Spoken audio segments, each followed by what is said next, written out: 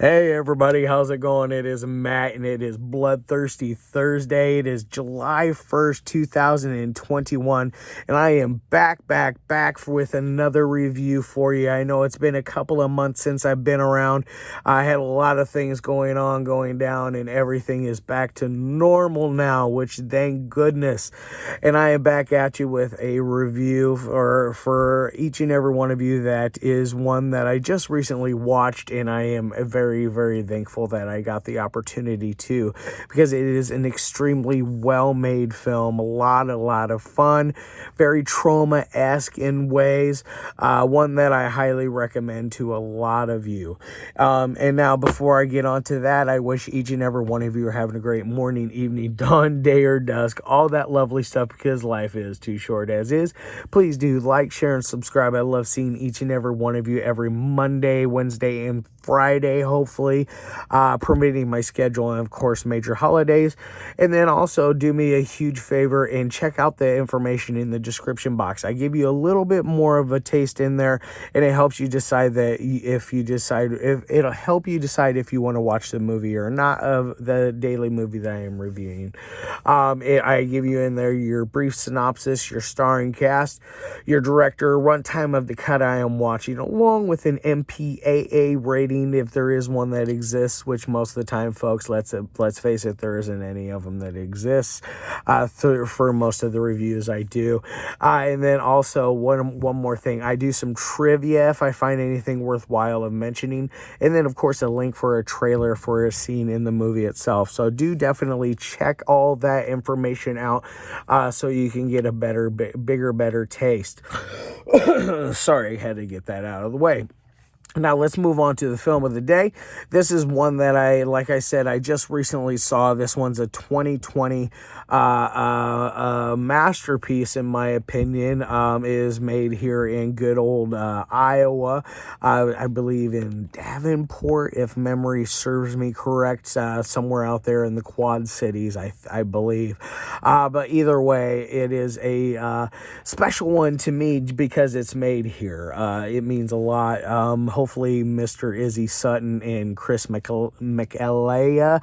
I'm sorry if I murdered your last name there, Chris. But either way, I hope you guys, I wish you guys a great future on everything, all of your endeavors. Maybe that now I'm an actor, hopefully you'll think of me next time on maybe a role. Anyways, but let's get on to the film of the day. That, like I said, this one came out in 2020, and it is none other than the magical beast known as spring fever. Yes, let me back that up just a little bit. But either way, this is a very fun film. I highly recommend it, and it's basically what it's about is there's a brother, but there's two twin brothers that we have on here. One is both of them are played by Chris McElyea. He plays a scientist named Dr. Yaeger, who is a evil scientist type, one that you really don't trust, and does a lot of mischievous, devious things. And then he also plays another character called Agent X, who is he wears like an white opera style mask. Very interesting character. And then when you're meeting all these characters, you're getting all these down in the bottom corner here. You're getting a small character bio. So like you learn like Agent X is never funny, and this and that. His partner in crime is a guy named Zed, who is played by Izzy Sutton. He is basically like his little, I don't want to say crony, but he's more of a sidekick type, which he is great in there as that. He's a little like, not oafy, but kind of a dullard. He's not the brightest that there is, but he definitely is well aware of the situation that is going on. So he's not a complete idiot. He is one of my favorite characters in the entire film, actually, if I have to be honest. Him and there's two hippies, a brother and sister duo in there that are absolutely fun. They talk in like super stereotype, like just hippie stoner talking. It's an absolute fun ride. But they have them two have a past that is all of their own. They have created this strain of I believe it is they've created it, but they've definitely done all the work to make this amazing strain of ganja that exists out there. And basically they take it from the drug lords that exist, I forget exactly what their names were, but either way, that's neither here nor there. But they are on the run essentially, and all these people are meeting up in this national park. And what has happened is the water, this Dr. Yaeger, played by Chris McElyea, he has created this super virus type toxic chemical warfare weapon to where he can turn people into zombies, and they are a different range of zombies. Some of them are like hulking type characters. Some of them are just like normal people that are running and looking like they're all bloodied up and stuff like that. So you get a little bit of a range on what kind of zombies that you're dealing with. It's very nice. I thought they did a good job utilizing that themselves. And then you move on further into the movie. This virus has spread so much that people that are there at the camp are getting slaughtered left and right. Campers here and there. One of my favorite duo campers that are there is this. I'm guessing they're husband and wife. They're either way. They're significant other. The female is sitting down on her duff, just drinking, having a good old time, while the man is over there attempting to put together the tent. Now, this scene is so silly and made me laugh so much because he is completely like losing his shit. He is talking a lot of trash, telling her that she is going to put it up next time, this, that, and the other. It is absolutely funny. And then you have a great little attack sequence with a bunch of the zombies that can't come rolling in, and they kill them which I'm not really spoiling anything. You know right away by looking at them that they are going to be casualties of war. But they are quickly attacked, and one of my favorite special effects of the entire film is at this moment where one of the zombies grabs a hold of the woman on her keister, drinking and having a good old time, grabs a hold of the top of her cranium, and he buries his hands in there and he rips it open.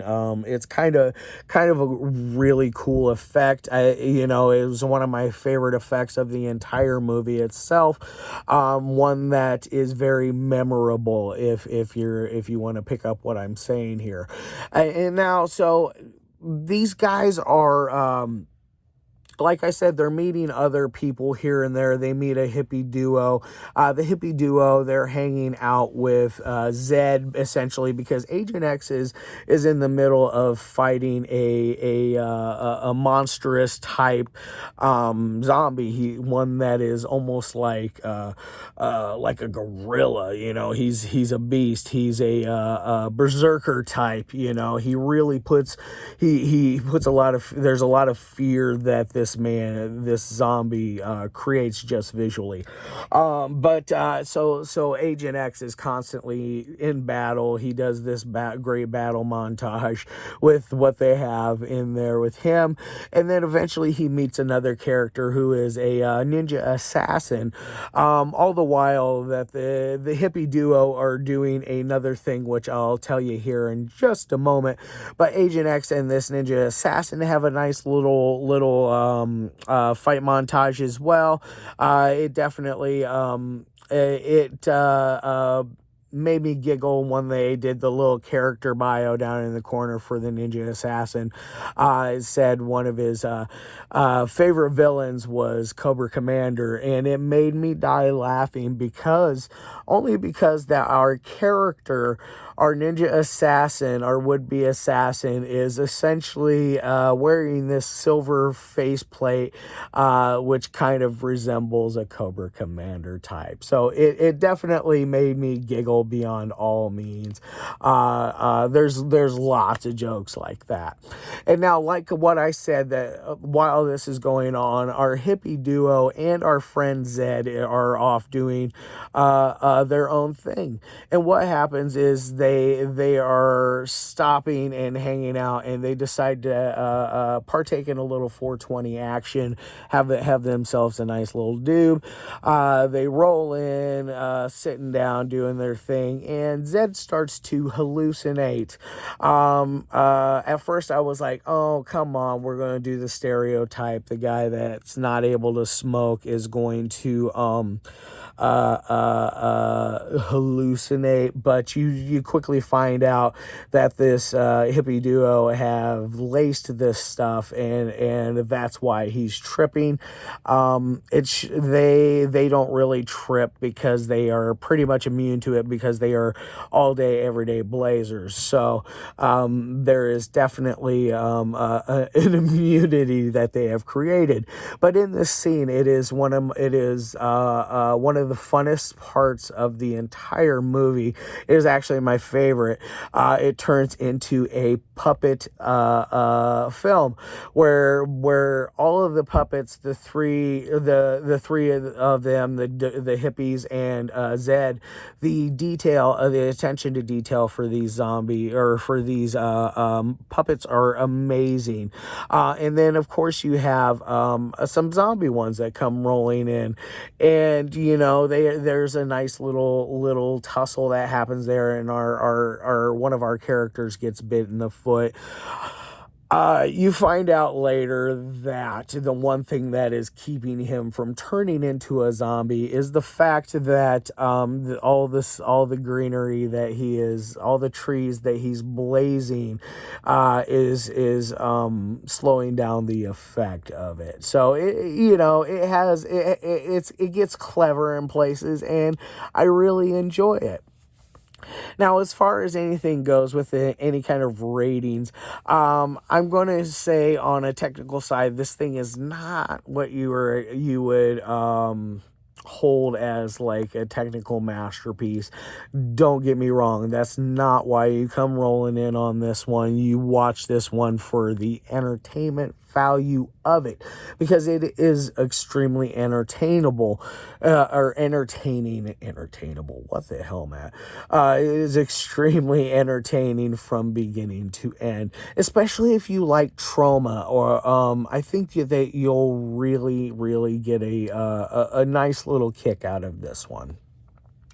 Now, so on to that rating. I'm going to say that on a 1 through 5 scale, I'm going to roll on to 1 through 5 scales from now on. I'm not doing the 1 through 10. I think it's just a little too much. But on a 1 through 5 scale, I am actually going to give this one a 4, because I feel this one is above average and does need to be checked out for especially my B-movie connoisseurs. I think you guys would really, really, really get a kick out of this one. Especially my good friend Jonathan Knight over at B Movie Madness. I think you would enjoy that. And then my good great friend, Kyle Seals. I would like you to see this one as well, since you have such a sweet tooth for the zombies. Yes, yes, yes. All right, guys, I'm going to get the hell out of here. I got stuff to do for the rest of the day. I hope that each and every one of you have a fantastic rest of your day, and I shall see you tomorrow, actually, with another independent film that I am just recently watched, that I am super excited to finally get a chance to review it, because it is well worth the watch as well. All right, guys. Love your faces.